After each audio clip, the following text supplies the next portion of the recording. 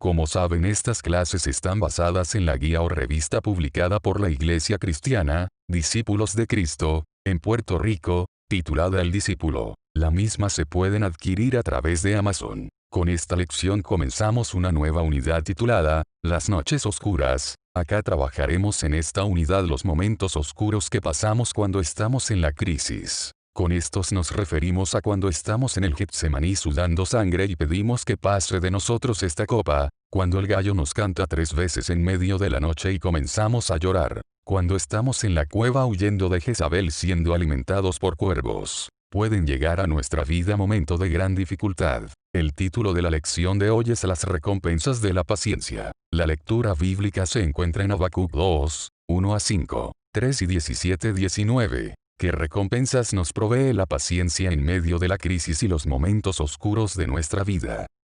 ¿Qué significa para usted el texto áureo? ¿Qué significa ese, en todo, yo me alegraré en Jehová, me gozaré en el Dios de mi salvación? Comparemos este texto con el Salmo 23, que indica que nada me faltará. ¿Cómo lo relacionamos al título de la unidad Las noches oscuras del alma? Me contaba un profesor del seminario que él aprendió a qué significaba exactamente ese todo, o, nada me faltará a través del testimonio de una anciana de su iglesia. Ese todo nada me faltará significa que no faltará el hambre, no faltará la enfermedad, no faltará el sufrimiento, no faltará la dificultad y hasta podría en ocasiones no faltar la duda. Aunque los problemas como en las narraciones de Goliat, en el nombre de Dios los venceremos, no es menos cierto que llegan a nuestra vida situaciones que nos dan temor, preocupación y ansiedad.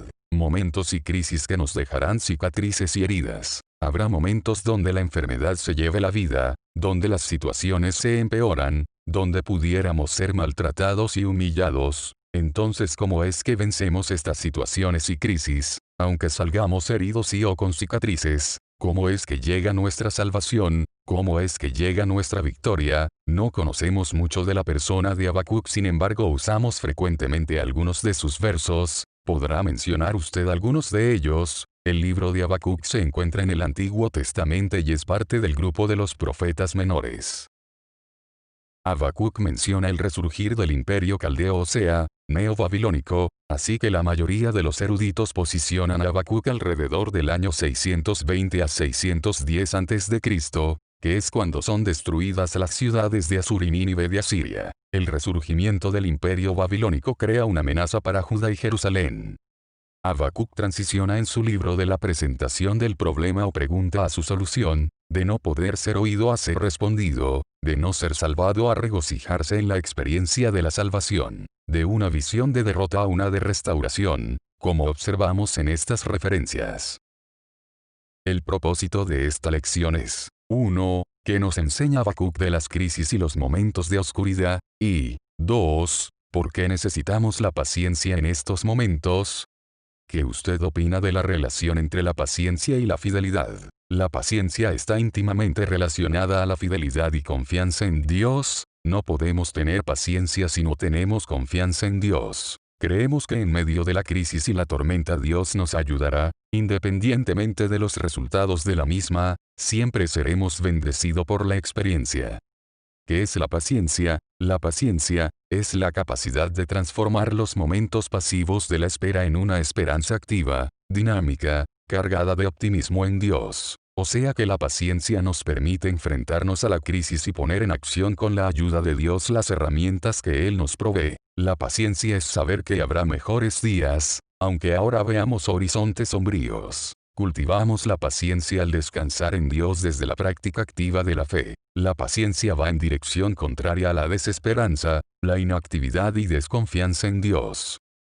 Si repasamos la estructura del libro de Habacuc podemos observar que en los primeros versos el profeta clama por justicia, por la violencia, por la maldad, por la destrucción que estaban experimentando. Dice el versículo 4: por eso la ley se debilita y el juicio no se ajusta a la verdad, el impío asedia al justo, y así se tuerce la justicia. Acá podemos observar posiblemente una queja social. ¿Quién tiene el poder para comprar la ley? ¿Quién tiene el poder para torcer la justicia y quiénes son aquellos que no lo pueden hacer? Dios responde al clamor de Habacuc indicándole que él enviará un ejército que castigará al malvado, en este caso al pueblo de Judá. Un ejército descrito como cruel, formidable y terrible, cuyo fin es devorar y poseer las moradas ajenas. Ante la respuesta de Dios, el profeta vuelve a responder cuestionando a Dios. ¿Cómo es posible que él, siendo justo, castigue a Judá con un ejército invasor que destruirá su pueblo? Pregunta el profeta. ¿Seguirá Dios aniquilando sin piedad a las naciones? Dios vuelve a responder al nuevo reclamo del profeta indicando que, aunque la profecía tarde, la misma se cumplirá. Dios rectifica que solamente el justo vivirá por su fe. Dentro de esta interpretación podemos enfatizar la relación que tiene la fe con la paciencia y la confianza. Es requerida la constante fidelidad en Dios en momentos de dificultad. Dios le pide a Habacuc que siga viviendo en fidelidad y justicia aceptando la visión de Dios. A continuación, Dios establece que el imperio babilónico será castigado por sus injusticias. Finalmente, encontramos en el capítulo 3 una oración de Habacuc que es considerada un salmo. En este salmo Habacuc clama para que Dios manifieste su poder y obra en medio de los tiempos. Dios es su salvación, Él es su fortaleza. Habacuc capítulo 3 versículo 18 al 19. Retornando a la lectura que nos corresponde con esta lección, Habacuc capítulo 2, 1 al 5, capítulo 3, 17 al 19. Dios responde la queja de Habacuc.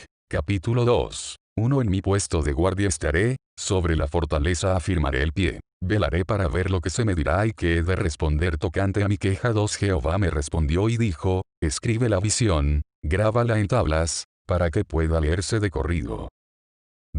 Dios anima a no perder la visión y vivir por la fe. 3 Aunque la visión tarda en cumplirse, se cumplirá a su tiempo, no fallará. Aunque tarde, espérala, porque sin duda vendrá, no tardará. 4 Aquel cuya alma no es recta se enorgullece, mas el justo por su fe vivirá. 5 Además, el que es dado al vino es traicionero, hombre orgulloso, que no prosperará. Ensancha como el Seol su garganta y es insaciable como la muerte, aunque reúna para sí todas las naciones y acapare para sí todos los pueblos.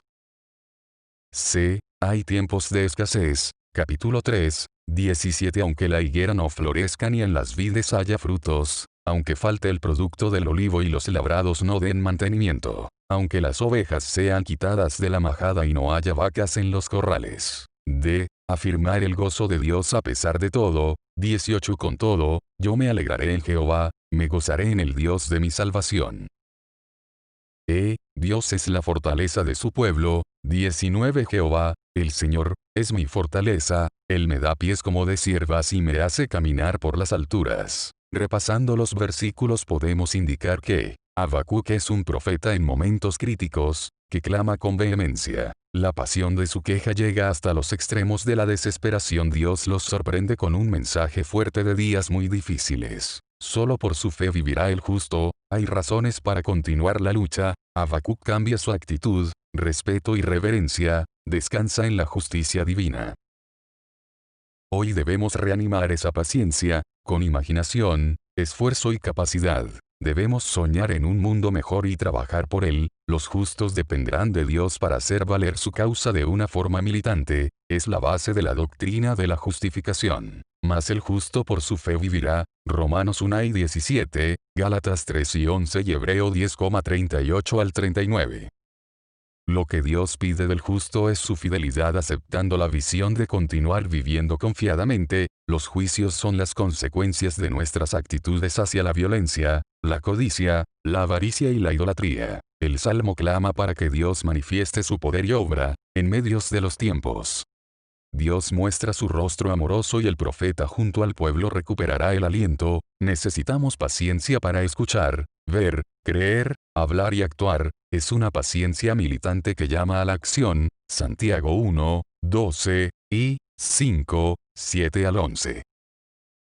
¿Cómo animamos la esperanza en nuestros hermanos y comunidad? ¿Qué proyectos podríamos trabajar para solidarizarnos con nuestros hermanos y la comunidad? ¿Cómo podemos afirmar los días futuros, frutos de una esperanza cierta? En resumen, Podemos llevar nuestras quejas y preocupaciones a Dios, Él nos puede sorprender con su respuesta. Habacuc busca afirmación en tiempos sobrios, en tiempos de dificultad debemos seguir confiando en Dios. Dios es siempre nuestro aliado, también debemos continuar pidiendo por la misericordia de Dios en los tiempos que vivimos. Para culminar, la lección nos recomienda que guardemos lo que Dios nos ha prometido con paciencia, tesón y esperanza. Habacuc clama, Jehová, aviva tu obra en medio de los tiempos hazla conocer, en la ira, acuérdate de la misericordia. Aunque Dios permita la penuria si el justo sufra, Dios estará presente y será su refugio y fortaleza. Cerremos con la oración que se encuentra en la revista, Dios de bondad, paciencia y misericordia, anímanos en tiempos de angustia a creerte y verte en medio de nuestras búsquedas, anhelos, sueños y esperanzas. Que en cada amanecer de esta semana recibamos el aliciente que nos nutra y sostenga para que perseveremos en tus caminos, por Jesucristo tu Hijo, nuestro Señor. Amén.